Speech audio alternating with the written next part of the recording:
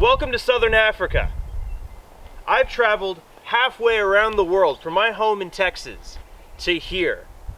Probably one of the most incredible places in the world to see some unique and awesome wildlife, including some of the last great megafauna here on Earth. This includes elephants, giraffes, rhinos, hippos, some of the largest creatures alive today. My job is to get these awesome creatures in front of the camera for you guys so that you too can see and appreciate these important and incredible animals before they're gone. Most of the animals you're going to see in this series are somewhat threatened, endangered, or declining in some way, and they drastically need our help. Not everyone will be able to travel the world and see these animals in the wild. So hopefully, if I can get this footage to you guys, and I can let you see and feel the power and emotion that these animals carry and can bestow upon people, maybe there's still hope for these guys. There's a lot of great conservation work being done here in South Africa, and with support from me and support from you guys, we can keep it going and keep these animals on this earth for generations to come. These are the great giants of Africa, and this is Voinis Ventures. My name is Dan Voinis. I'm a wildlife filmmaker, naturalist, and adventurer, and over the past several years, I've traveled all over, searching for some of the world's most incredible animals to get in front of the camera. Now, in this multi-part epic, I'm embarking on my greatest adventure yet, traveling halfway across the world to the continent of Africa, where I will encounter some of the most incredible creatures on the entire planet. This is Voinis Ventures, Africa.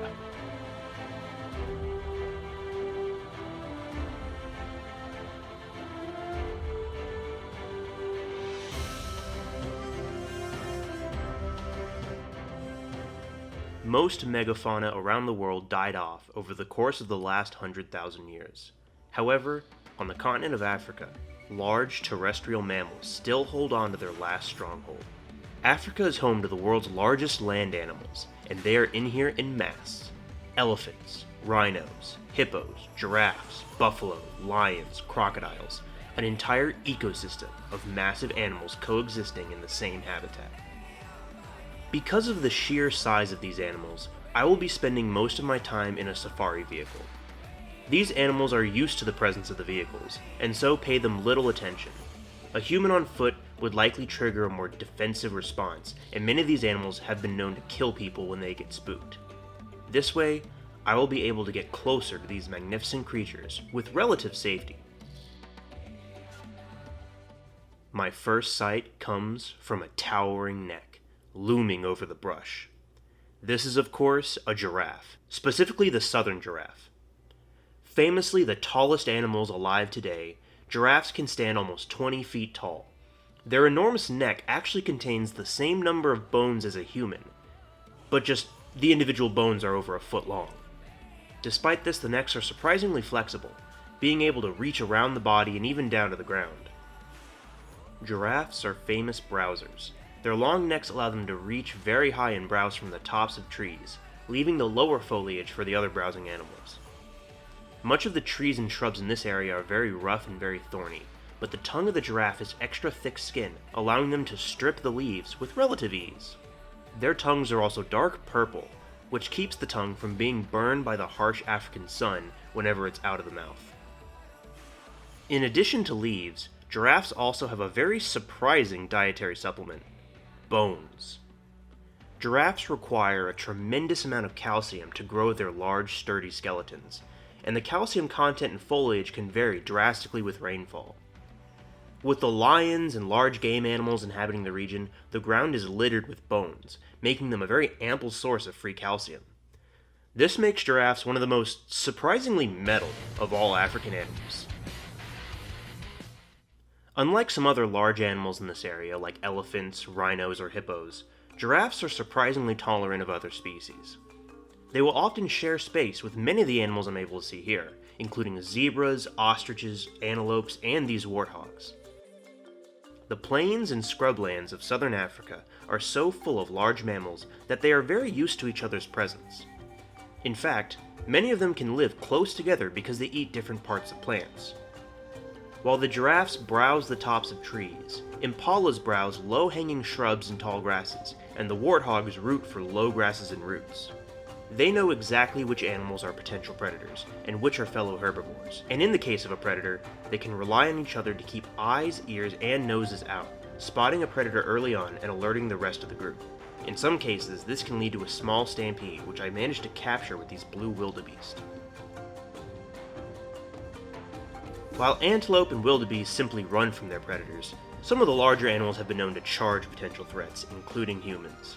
One notable example is the Cape buffalo. While they look similar to domestic cattle, they are only distantly related. Their short temperament, large size, and impressive horns led to them historically being hunted as one of the big five game animals. But in recent decades, efforts have been made to protect them and curb the culture of hunting them for sport. But of course, what would an African safari be without the largest living land animal, the African bush elephant? Sure enough, I get my first sighting of one of these incredible creatures here in this patch of eucalyptus, a lone bull elephant. I have to say, it's one thing to see elephants on video or see them at the zoo, but it is an entirely different thing to see these massive animals up close and personal. I'm almost speechless. The experience is absolutely breathtaking. That's why I'm glad I'm recording this after the fact, because in person, I don't know if I could think of anything to say with just how majestic and incredible this experience is. Elephants are matriarchal. The herds are led by the females. They raise both their own calves as well as helping raise the calves of their sisters, aunts, and cousins, forming tight familial bonds. Typically, males will roam on their own, occasionally mingling with the herd, but spending much of their time alone or in a small bachelor group with other males. Here, this male is browsing in a patch of eucalyptus. Eucalyptus is not native to Africa, but here, this elephant is helping keep it in check. Just the presence of elephants in an area drastically affects the environment, preventing certain kinds of plants from growing entirely because they get eaten and ripped up so much by the elephants. Even their droppings are important in shaping the environment. Elephant dung is a key source of food for the famous dung beetle. These fascinating insects are key decomposers, breaking down the tons of dung left behind by these large mammals. Their favorite, of course, is elephant dung, which they lay their eggs into, providing warm shelter and then a source of food for the new beetle larvae. I follow this male as he leaves the eucalyptus grove and heads to a water trough, which has been filled up for the animals in light of a recent drought in the area.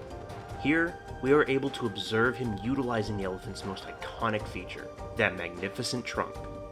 They use their trunks to drink water, filling it up and then spraying the water into their mouths. Each elephant has their own little idiosyncrasies and personalities, and this big boy clearly is a bit messy when he drinks. This trunk is one of the most versatile appendages in the entire animal kingdom. Aside from drinking and smelling, it's incredibly strong, capable of ripping apart trees and clearing debris. It's very sensitive, full of nerve endings, and yet the skin is thick enough that it can grasp thorny foliage for the elephant's food.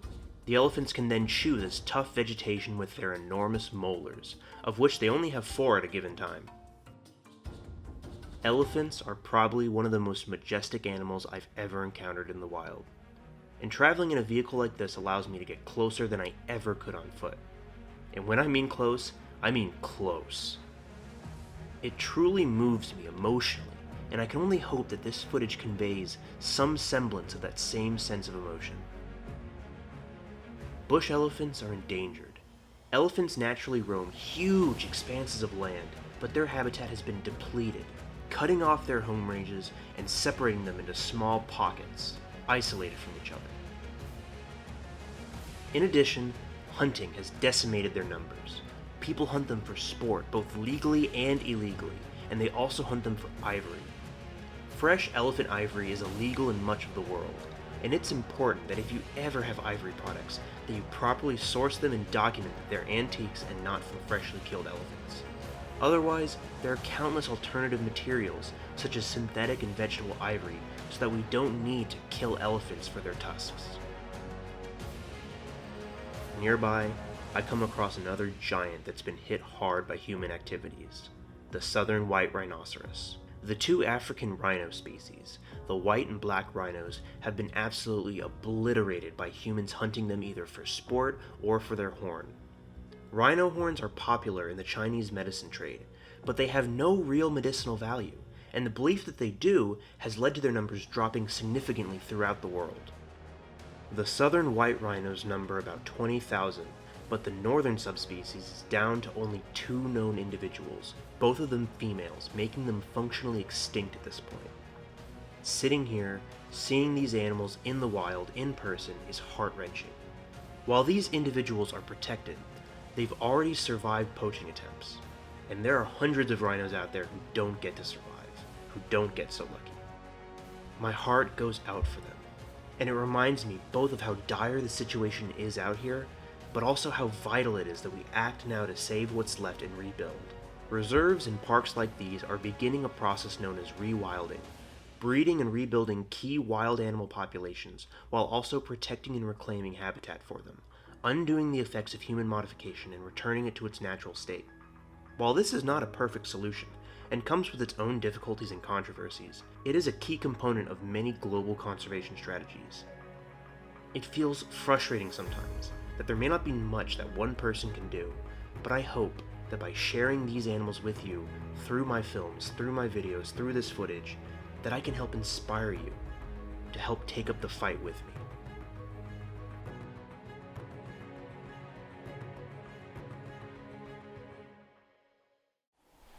South Africa is without a doubt home to some of the most incredible creatures on the face of the earth. However, I feel like there's one animal missing from this adventure. Perhaps the most famous creature from Africa, perhaps the very king of Africa. I'm of course talking about the African lion. Stay tuned for part 2.